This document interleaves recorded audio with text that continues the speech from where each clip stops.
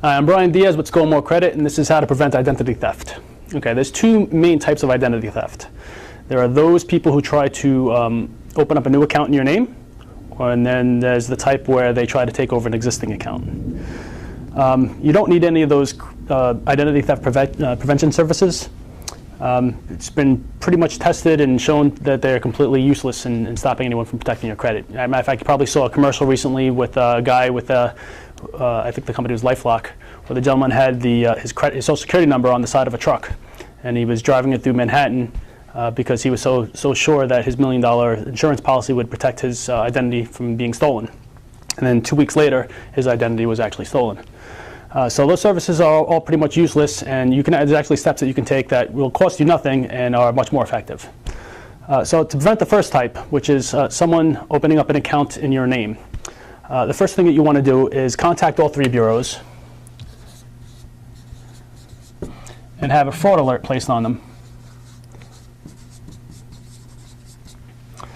Fraud alert, and if you can get away with it, a security freeze if you actually have, security freeze, if you actually have evidence of someone actually tampering with your identity. The fraud alert is going to alert everyone to the fact that someone has been tampering, whereas a security freeze actually freezes your credit account. Okay, so if anybody tries to open up a loan or anything, they actually have to physically call you and get confirmation that you're the ones applying for it. Okay, that will stop pretty much anybody dead in their tracks. I think with the security freeze, it might cost you maybe $10 per bureau, and it's good for a period of time, and you have to renew it like every I don't know, 90 days or every year or so. But in any case, it's much cheaper than paying $10 a month for another service to do the same thing for you, and then really not going to guarantee you anything. So fraud alert and security freeze. Some preventive measures on your own that you can take is obviously shred your statements and any documents you received in the mail regarding credit card applications, that type of thing. Put a lock on your mailbox. And if you have a roommate, put a lock on your drawer or whatever the case is. Most cases of identity theft, the person usually knows you. Okay, so hate to say it, but the more people that come through your house, the more probability there is that somebody will be able to steal your identity. So yeah, Shredder is pretty cheap. You can get it at pretty much Walmart, Target for 10, 20, 30 bucks, and they do a pretty decent job of protecting your personal information from would-be spies.